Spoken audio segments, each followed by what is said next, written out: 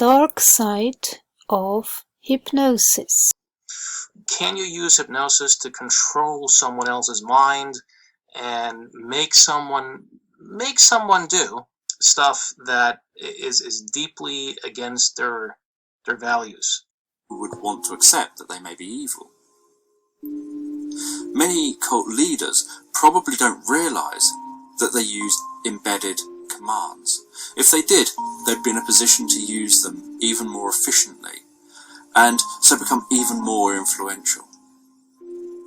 Embedded commands work by embedding or emphasizing commands or suggestions within ordinary sentences. This emphasis could be done with a change in tonality or with a specific gesture. The important point is that it is marked out from the rest of the sentence in some way that is repeated over time, so that the unconscious minds of the listeners begin to pick up on the pattern and respond to the hidden message. An example of embedded commands that could be used. Many people believe in God and experience great change within themselves as they learn more about the Bible. Double binds are used by cults to create the illusion of choice in the listener. It continually appears that choice is offered when in reality it isn't. The options the listener is offered all have the same outcome. One of the reasons that all these techniques work so well in a cult setting is that the listener is kept off balance and not given a chance to backtrack over previous statements. There is often a lot going on to keep people's attention jumping around. The use of confusion transitions from one thing to another, whether it's standing, sitting, singing, praying, saying a word or phrase repeatedly at key points, telling stories and perhaps telling stories within stories. Selective backtracking, linking back to something someone allegedly said or did earlier and how it links to what is being talked about now. Sometimes attributing an idea with one of the group when it isn't actually what that person said, but to everyone it looks like people in the group think a certain way. Some examples of how double binds might be used. As you listen to what I'm saying, you can decide what you can do to show your support, or you can think about how you can help us to spread the word of God. I don't know whether your belief in God will be strengthened by the changes that occur in your life, or because of a change in the way that you think about things. All cults use metaphors or stories to plant ideas in the listener's mind. This is such a natural feeling process. We all do it with children. We tell children stories like The Ugly Duckling to plant ideas in the child's mind that they can learn from and use in areas of their life. In most cults, they have large texts that are full of stories that can be used to explain points to the listener. I had the experience in a religious meeting where the speaker used a story about a toothbrush and brushing your teeth to start his talk on why it's more important than ever to believe in God now. Cults seem to thrive on responding to what people say with stories that plant patterns in the listener. Often, the ideas contained in the stories don't get consciously noticed by the listener. They just sink in. People have an inbuilt response to stop and listen to stories and to remember the basic structure of stories. For many thousands of years, this was the only way to pass on information and ideas in a memorable way. Presuppositions are where the cult speaker presupposes specific outcomes or points without directly stating those points.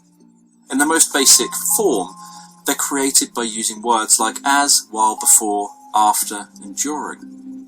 The idea is to imply a specific point without stating it.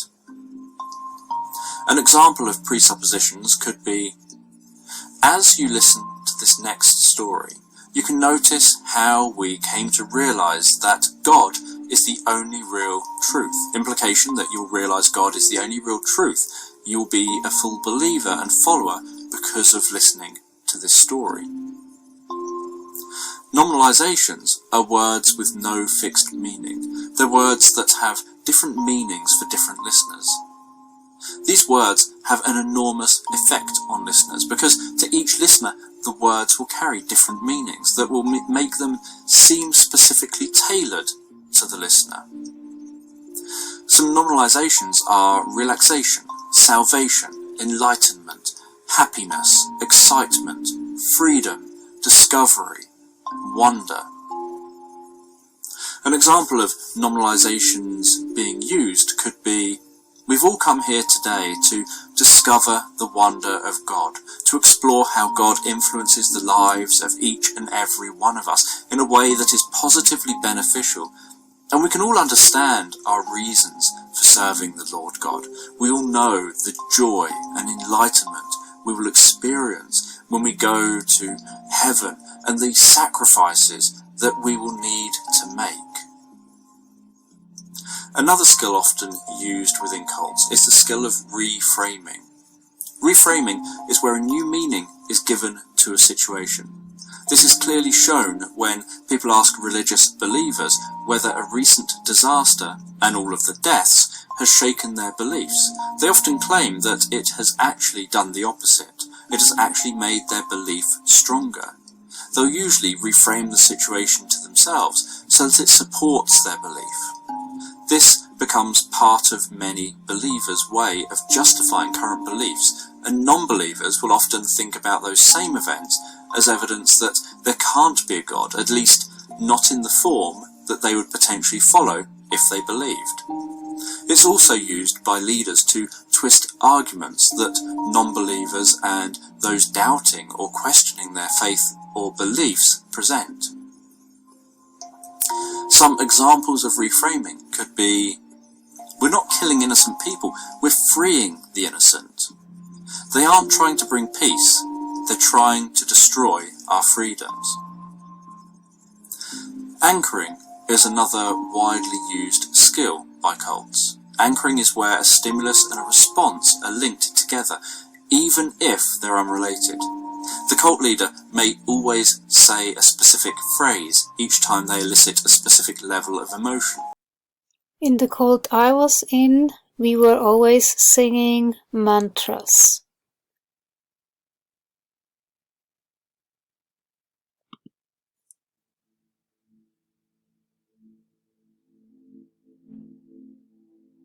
And that, of course, has a nice melody.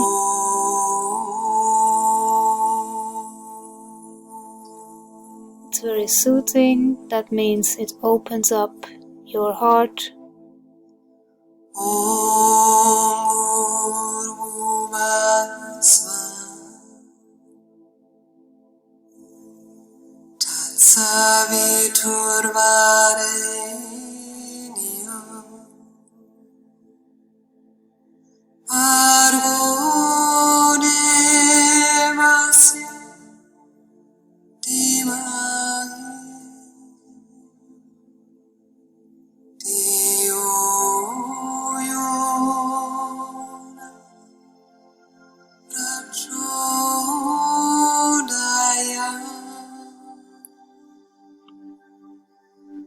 Hallelujah or Amen, and specific gestures are often used at key points so that when that word is used later on in the service by the leader or listener, the listeners will automatically go back into the same emotional state of mind that they were in when they had regularly been previously stated. Anchoring is conditioned learning. Just like Pavlov's dogs saw a chunk of meat and heard a bell ring several times, then when a bell was rung in isolation with no meat, the dogs still salivated as if the meat was present. This is the same process. It doesn't matter how intelligent you are or how much you think it wouldn't work on you. Everyone is susceptible to anchoring. When a cult leader uses anchoring, they can begin to control what you feel and when you feel it. All they have to do is to evoke the state of mind in you that they want to anchor a number of times, which could be with stories or music or praying, then whatever anchor they used when evoking the state can be used again to re-evoke it at a time when it's needed. Anchoring can often be used to connect emotional trance states to the trigger, which are then deepened over time. The trigger can start with the church or whatever the location happens to be, pattern matching to a powerful emotion that underlies the thoughts those being manipulated have. The emotion could be a positive feel-good state like love, or a negative motivating state like anger.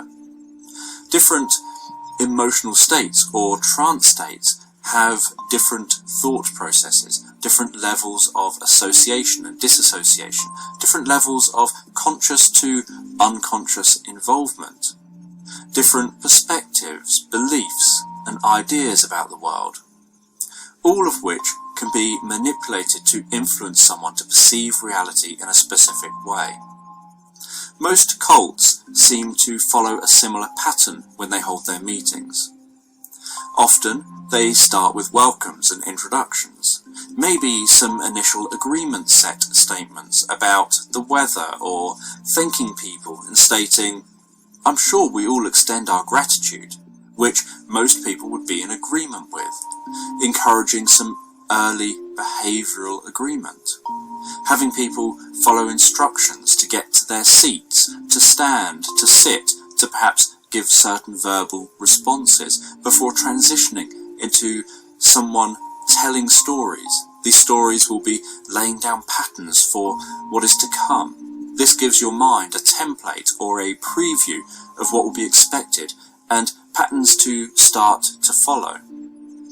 The speaker will get the listeners to be continually agreeing with what is being said. This is often done with truisms, undeniable facts being stated.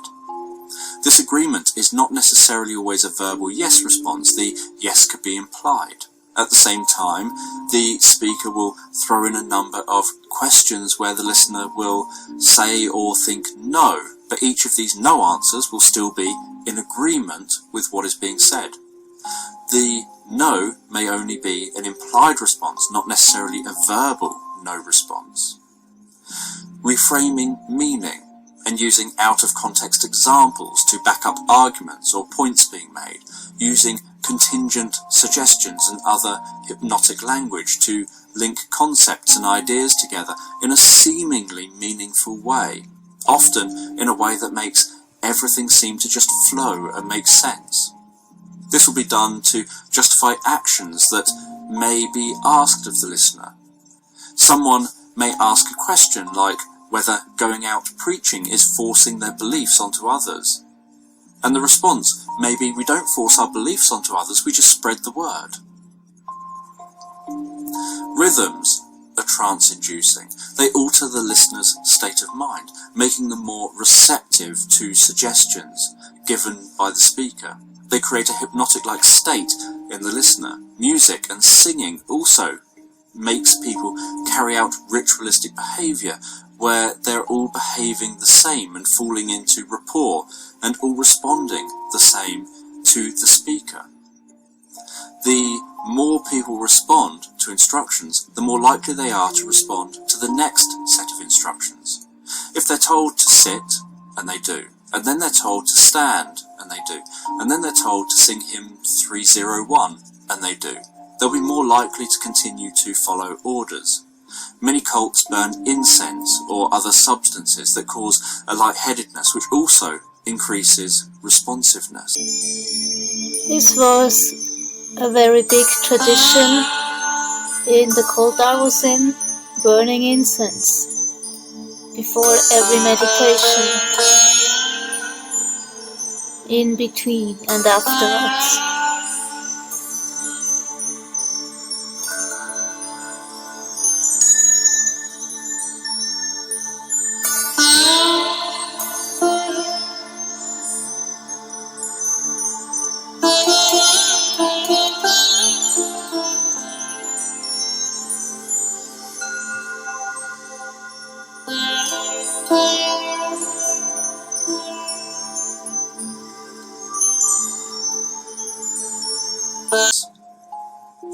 Using the music and a rhythmic voice, the cult leader will try to increase the level of emotion in the room.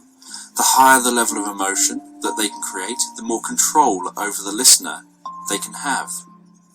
This is because high levels of emotional arousal shut down the higher areas of the brain, which is why whenever you're emotional, you're more likely to make bad decisions. You stop thinking and processing effectively. The speaker wants to create a receptive state, in the same way a magician wants to build up suspense to enhance the finale, which in this case is the listener believing and going away, spreading the word, or being a follower of the cult. Please go to sleep. Please go to sleep. Let me look at you. Yes, man cub. Trust me. Look at my hypnosis.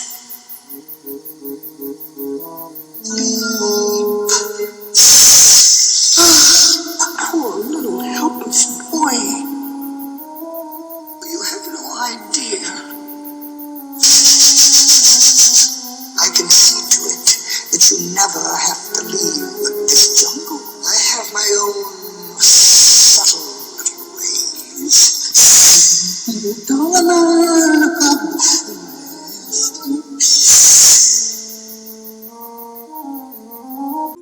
Lastly, they'll give a number of direct commands, or at least encourage the listener to say those commands to themselves out loud, like "I believe." These commands are often highly effective due to the responsive nature of the listener that has been created. Some cults may also add scare tactics into their service. They may try to convince you how the devil will get you if you stop believing, or any number of other scenarios.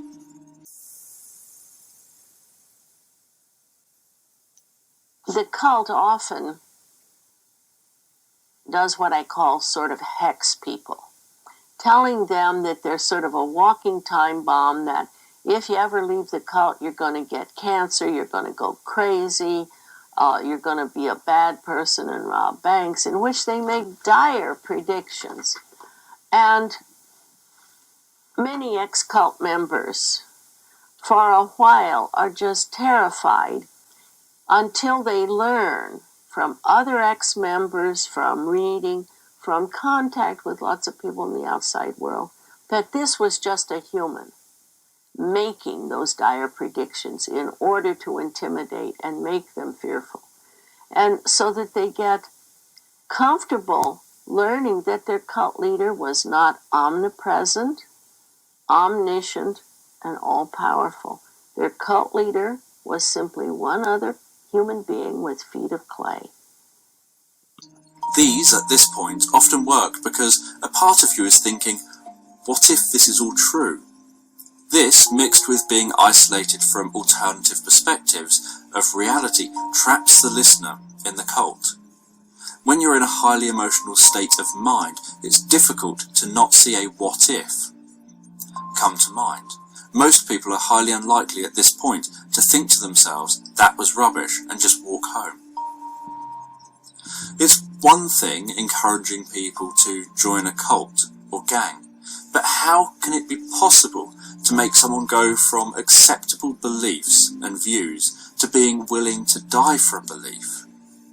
It isn't just cults that manage to convince people to die for their beliefs. Politicians and many leaders manage to convince people to fight and be willing to die for a cause. I think that the definition that Herbert Spiegel came up with is the most functional one and likely the most accurate one when it comes to hypnosis. So he defines hypnosis as a state of very aroused, focused attention. And he thinks of hypnosis, and I use this because I agree with it. It matches my own experience. And he thinks of hypnosis as consisting of three phenomena. One is absorption, the ability to get absorbed into a suggested experience to the extent that it's as real as real. So one person's offering the suggestions. So absorption here becomes the ability to become experientially absorbed into a suggested reality, so much so that it's as real as real. That's one of the components. So you could use the example of a movie or a good book, where the movie director or the author is kind of like a dream pilot or a director or a hypnotist, in quotation marks. If you can get so experientially absorbed into the movie that it's almost as if you're one of the characters, it's all real to you. You're emotionally having the experiences, and afterwards perhaps you need a few seconds, when the movie's over, you need a few seconds to kind of reorient back into the movie theater to kind of realize where you are. That would be an example of absorption. The other related capacity here is dissociation. So whenever someone talks about, I just found myself doing something, like they don't have the experience that they're the author of the experience, in a sense. You talk about various levels of dissociation. The fact that you can, with a good hypnotic subject,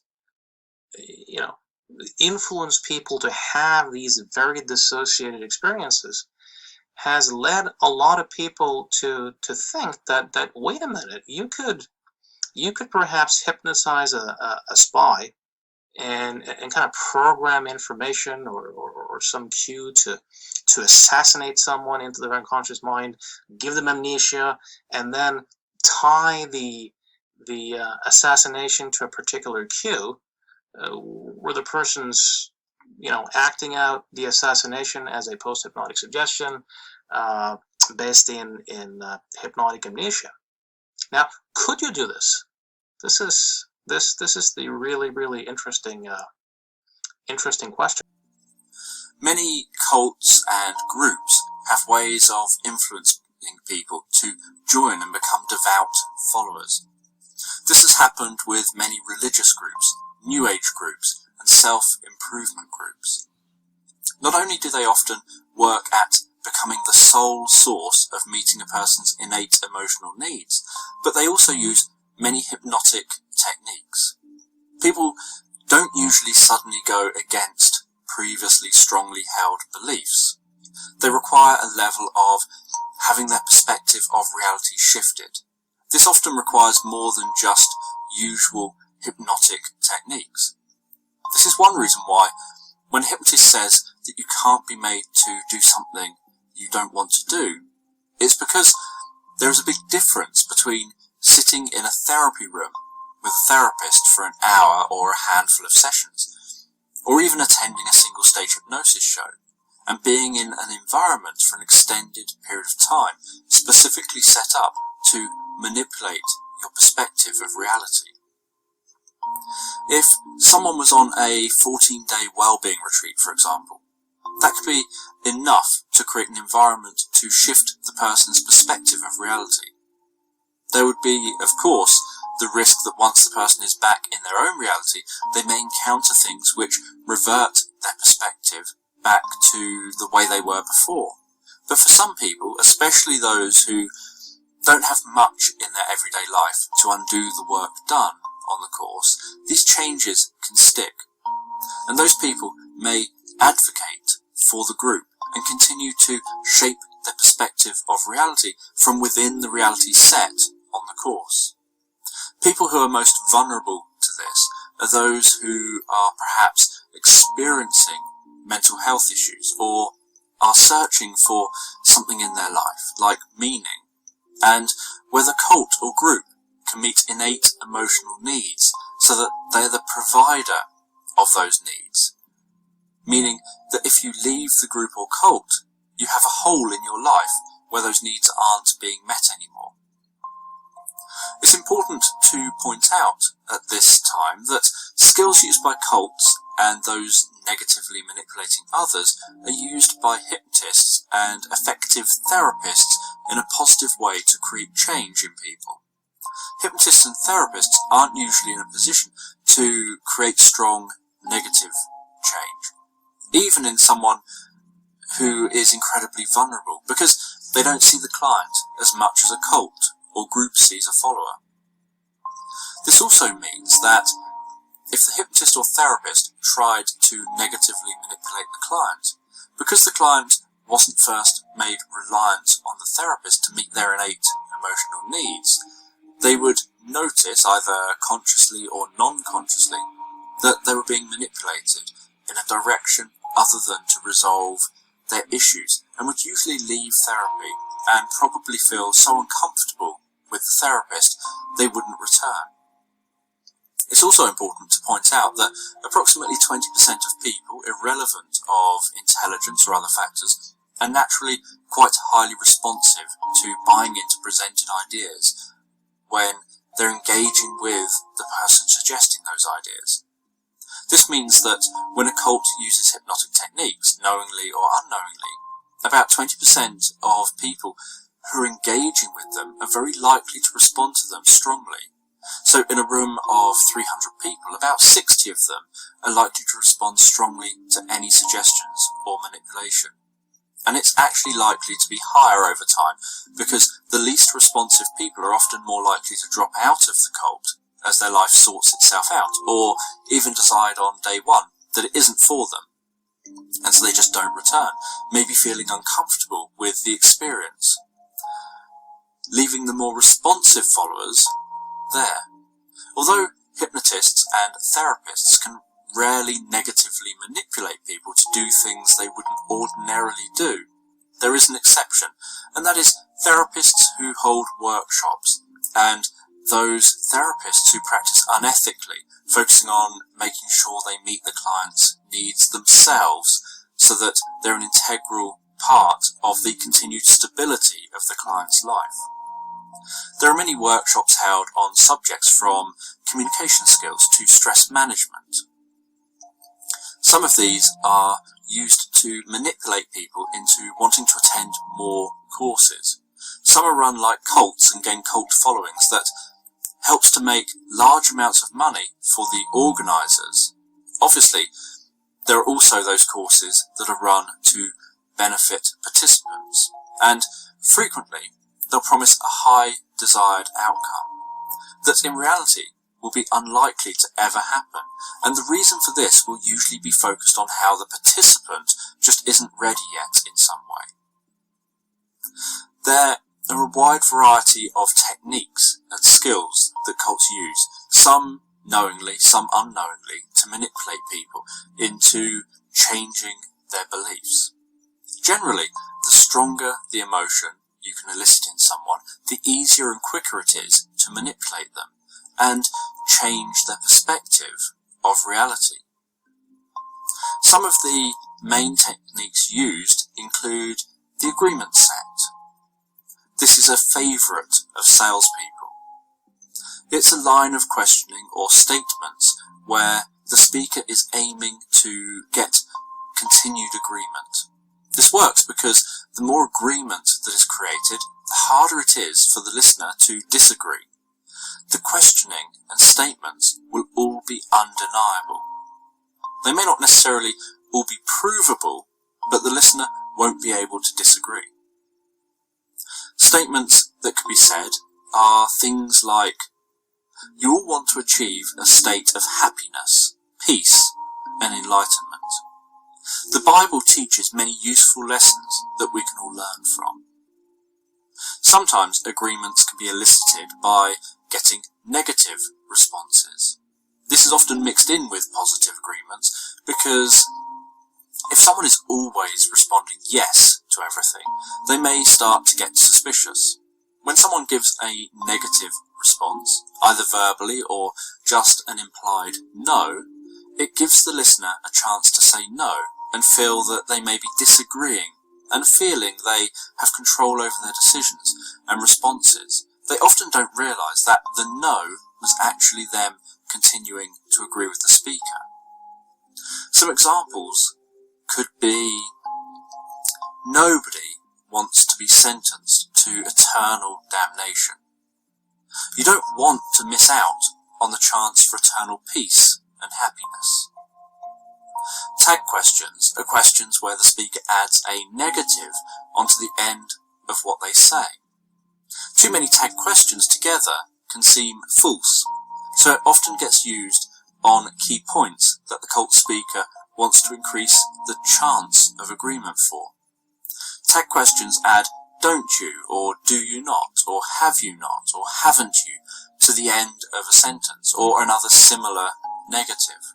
This takes away the need for the listener to think of the negative response, or to give a negative response to the question.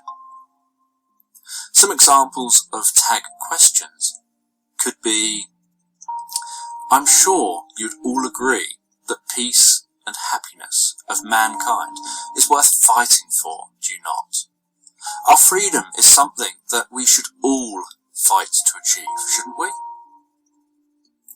Compound suggestions are carried out often over a longer period of time.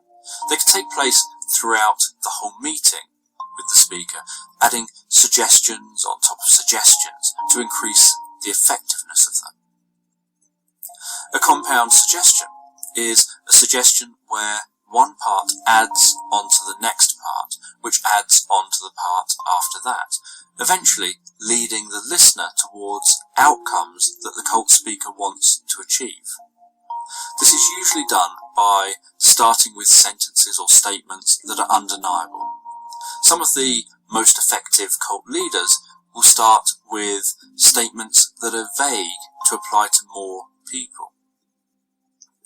Some examples of compound suggestions could be, many of you have come here today to find out more about what this is all about. Others of you may have some questions that you want answered, or may have a level of curiosity, and I see some familiar faces.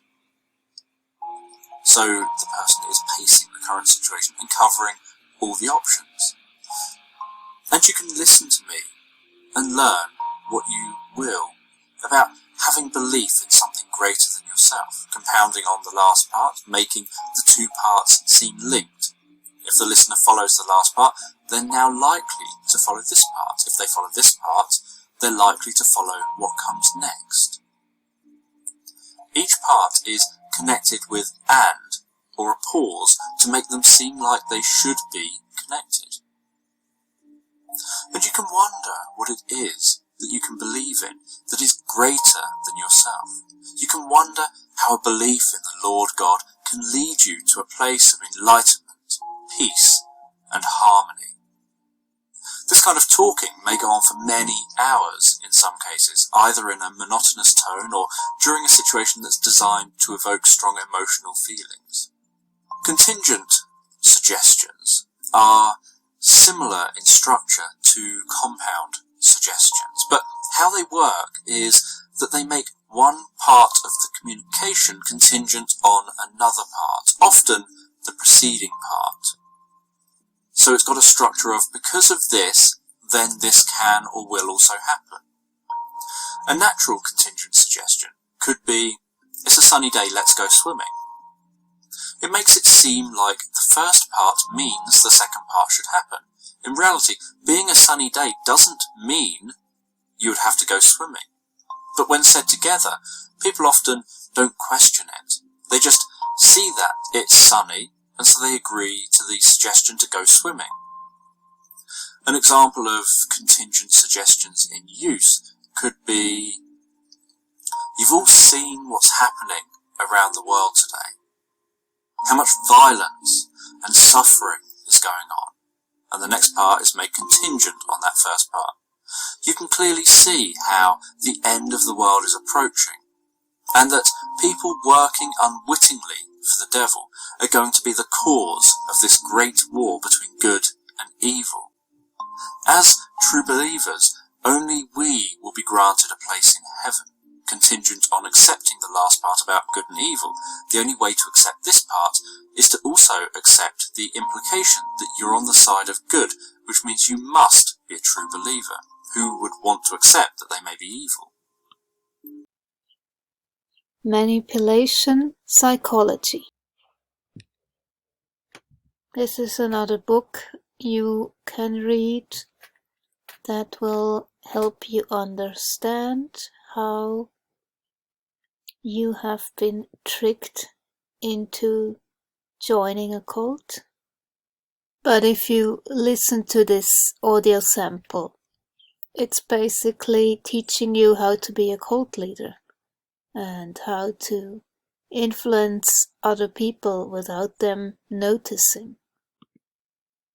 Would you like to learn how to master the best NLP and psychology techniques? Do you wish to have the possibility to be recognized as an influential individual whom everybody loves and is always ready to listen to? The victim often gets subjected to complete emotional manipulation without realizing what's going on. This is beneficial to the manipulator since he is able to get his desire of controlling another person while at the same time managing not to lose the victim. It can be quite tricky to deal with people, help them come on the same page as you, and convince them to do what you wish. But it is nonetheless doable, and if you committedly work towards the fulfillment of this goal, you can achieve it. Instead of wanting to control everyone, you should positively influence and lead them. However, how can you achieve that? Manipulation, lying, denial, justification, strategies of manipulation, mind control, hypnosis, persuasion, deception, body language codes. People surrounded with manipulators often struggle to find self-confidence. They have the capability to twist realities and make you see what they want.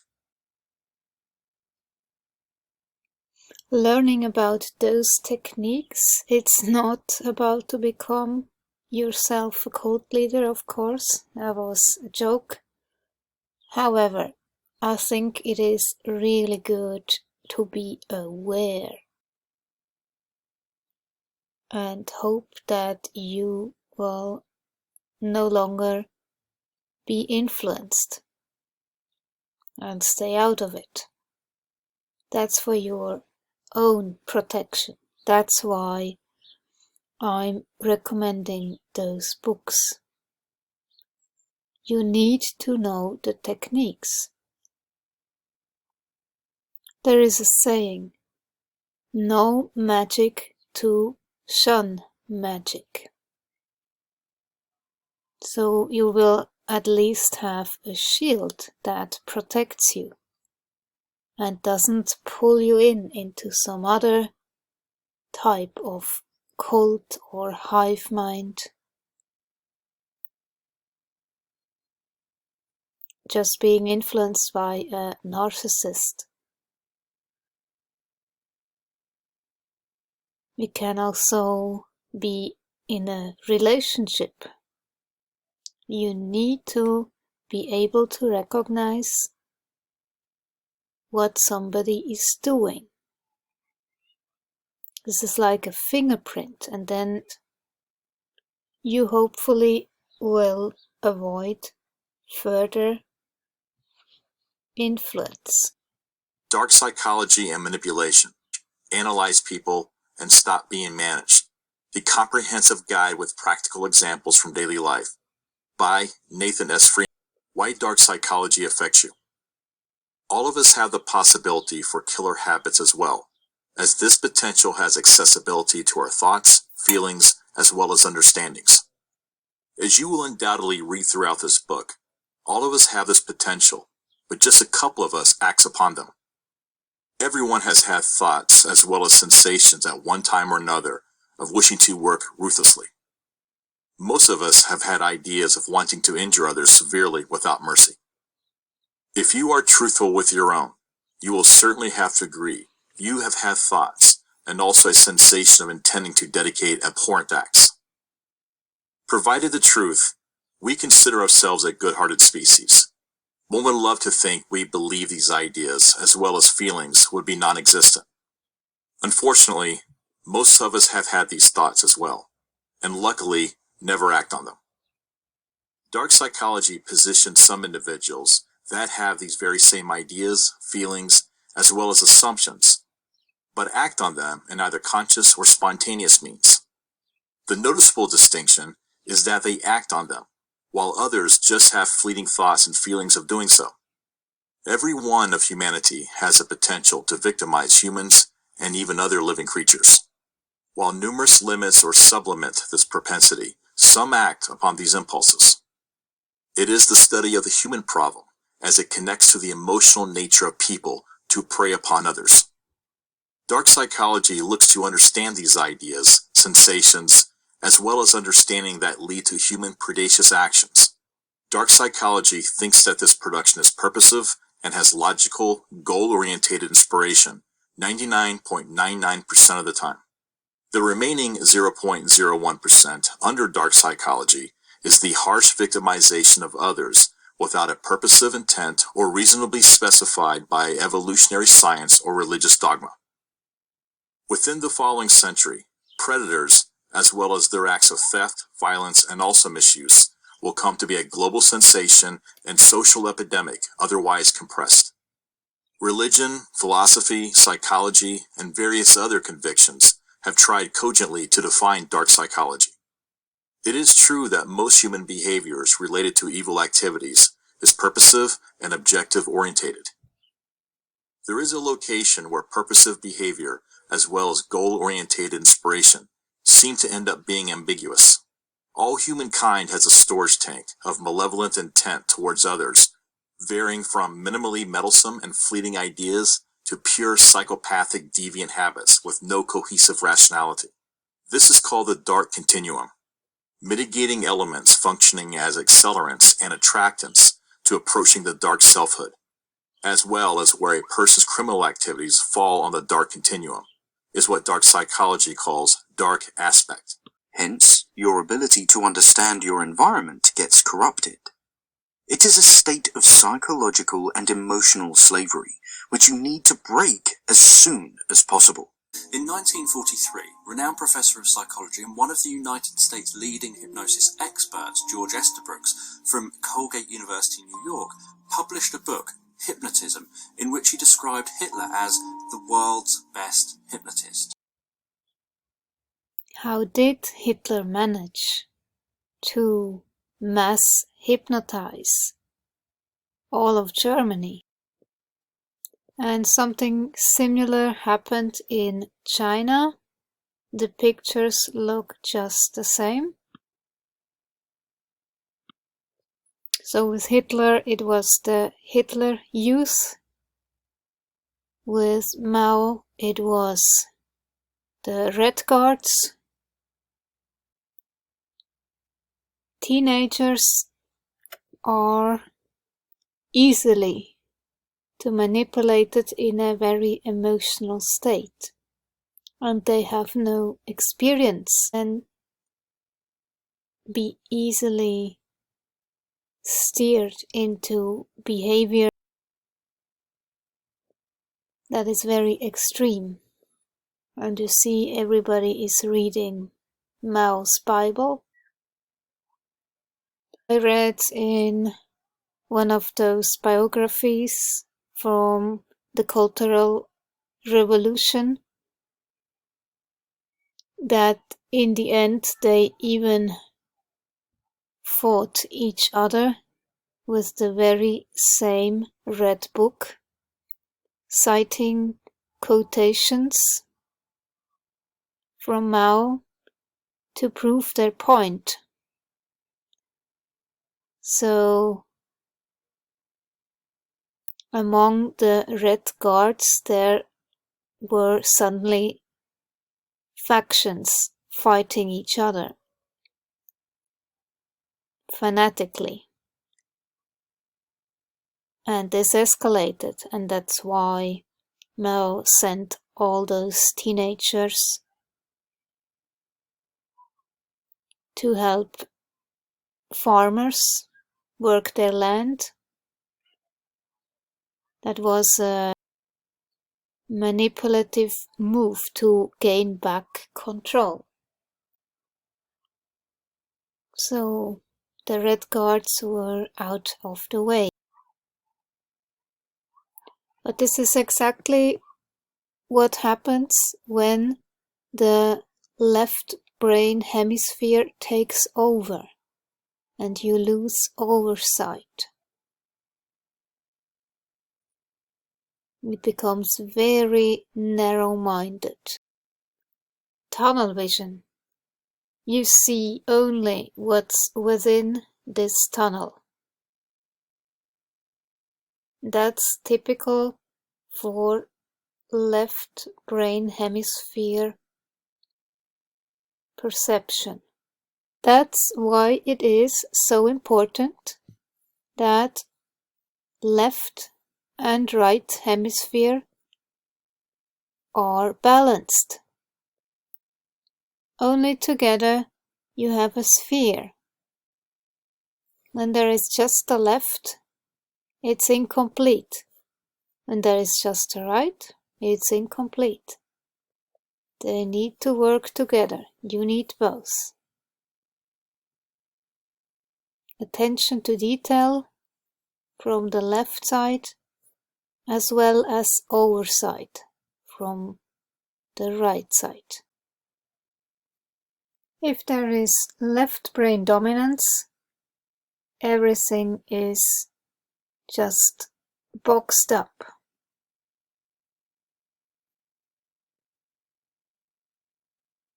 It becomes very sterile.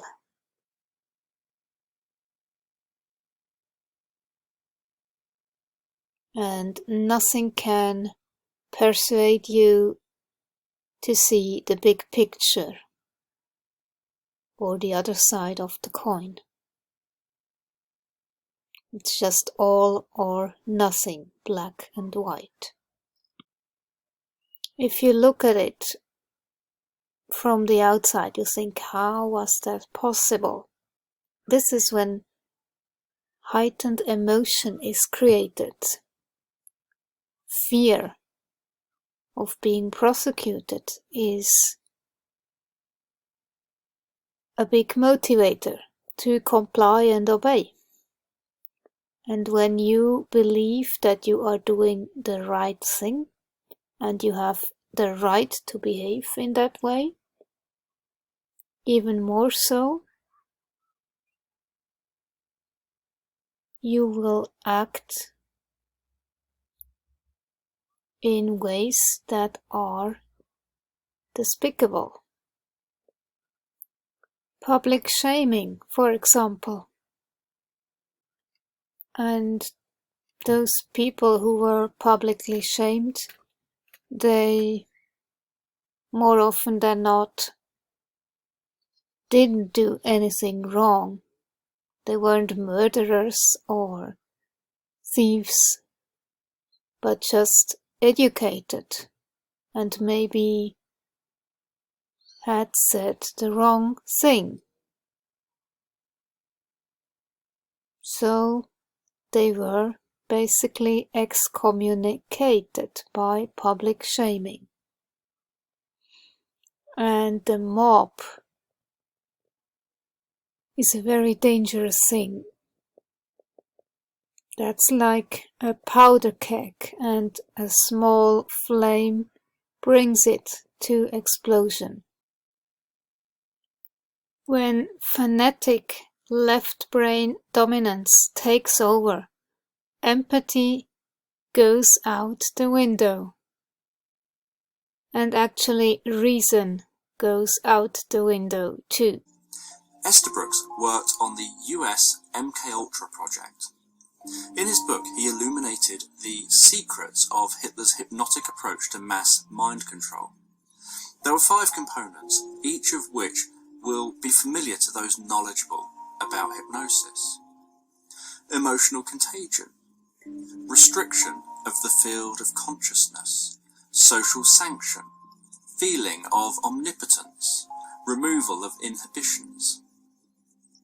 Emotional contagion is where an individual gets swept up in the emotions of a mob or a group. If you're at a concert and everyone is excitedly cheering and jumping around or getting emotional at a football game, people can feel like they get swept up in the experience and they start to behave like the rest of the group. You see, this is a very emotional state. And the focus is very narrow-minded on the football game. And you want your team to win. As they all start to take on the same feelings, and gradually they start getting swept up in the feelings of the group. And if the context lends itself to joining in the behaviour, then they could find themselves joining in and doing behaviours they would never imagine themselves doing. There are many examples of people who have rioted, who in everyday life would never behave in that way and would even have been vocal about how they wouldn't riot or commit criminal behaviour. But the more emotional you get, the harder it is to think logically and dispassionately. The crowd are so noisy, screaming, shouting, angry, waving weapons, aggressive body language, focus in the moment in these kind of situations. It's common for people to get swept up in the situation, to lose a sense of themselves, and to act with the mob rather than against it. Restriction of the field of consciousness is one key feature that happens with hypnosis. This narrowing focus of attention, the crowd can be all you can hear. As emotions rise, the crowd can become all you can see, and your emotions are driven by the crowd. So you have experienced a restriction of the field of your consciousness. As Esther Brooks describes, the roaring of the mob or the wild exhortations of the leader are effective in blotting out every other stimulus. This leads to an avalanching of emotional fury. The more suggestible, the more emotional. The more emotional, the more suggestible. Suggesting you do the same as us. You get swept along in the behaviours. You start having similar thoughts to the crowd, starting to see the world how the crowd is seeing the world. This is where mirror neurons are a disadvantage. Because you get swept up in the emotion by dysregulated people. When a nervous system is dysregulated, you can feel it. Again, it's that metallic taste in your mouth of the left brain dominance.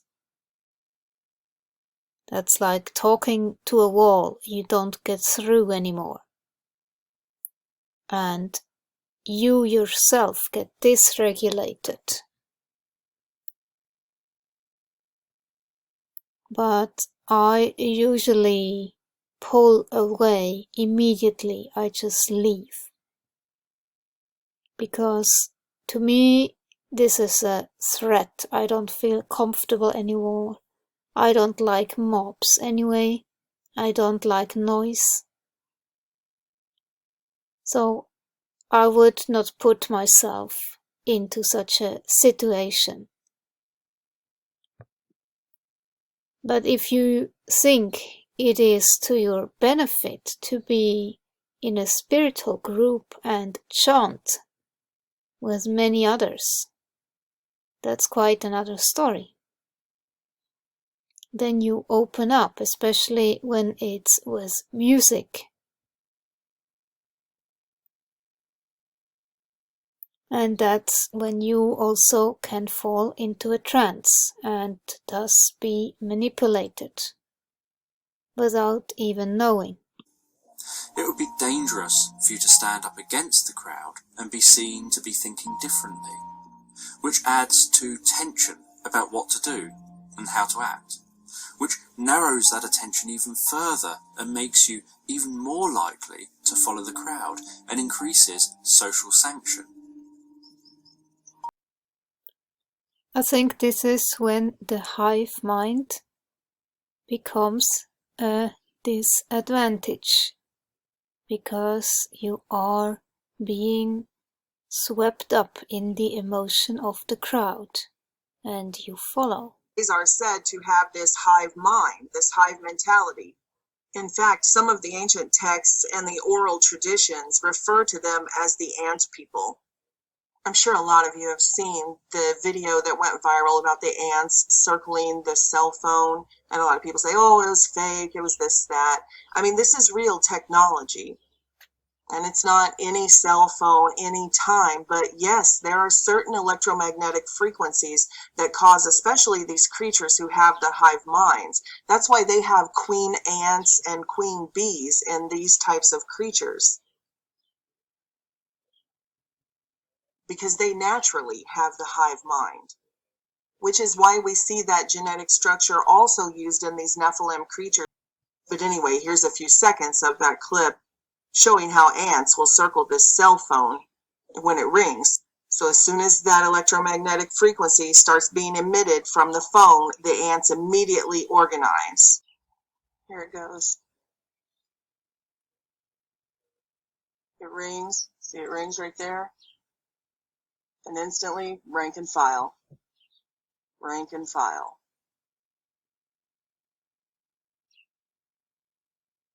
And again, this is interesting technology to make sense of some dreams and visions that I've seen that people have received, and they're like, I don't know exactly what this meant.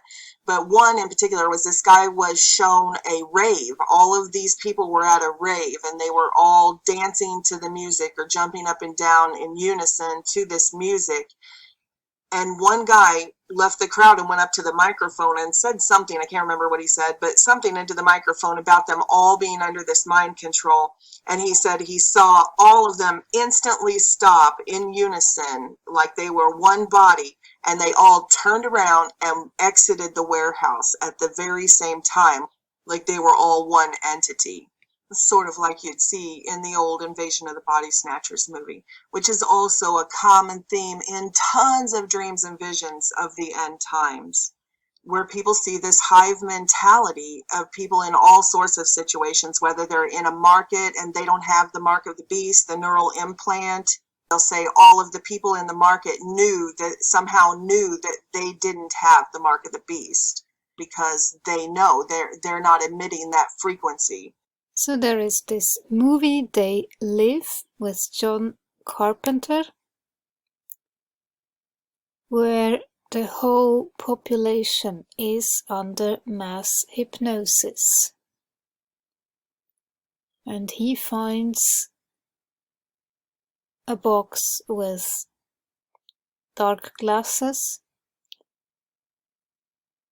and those glasses remove the hypnotic state he is in, and then he sees reality.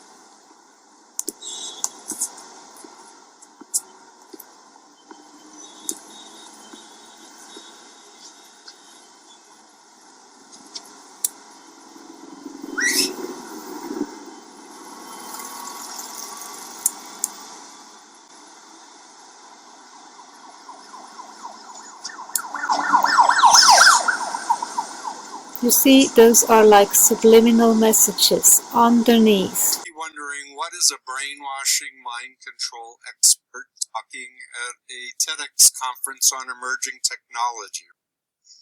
I can tell you, as a mental health professional, someone who has been helping people get out of cults and mind control and brainwashing situations for 40 years, constantly people are confused. What is a cult? What is mind control? What is brainwashing? Oh, my boss brainwashes me. Oh, advertising brainwashes me. The government brainwashes. Would you know if you were under mind control? How would anybody know? Is that the internet is giving unprecedented opportunity to bad people to take over our lives, take over our mind. Now data is being collected in mass about us, making us much more vulnerable and susceptible to mind control. And I just mentioned some of the internet games, etc., that groups like ISIS are using. So things like confusion techniques, sleep deprivation, subliminal programming is taking place right now on the internet. There are people teaching hypnosis. If you want to rape somebody, they'll teach you techniques for covert hypnosis, and it's just there. People are social animals and depend upon the opinion of the group, and will do things to conform to the group's ideal. This gives individuals the necessary social sanction for their actions and supplies them with a feeling of omnipotence to take group action, as each individual acting with approval of their group and feeling that only the group approval is worthy of consideration, which means any action undertaken because the group suggests or expects it is justified. This allows each individual to be released from their inhibitions to carry out behaviours they would never ordinarily do.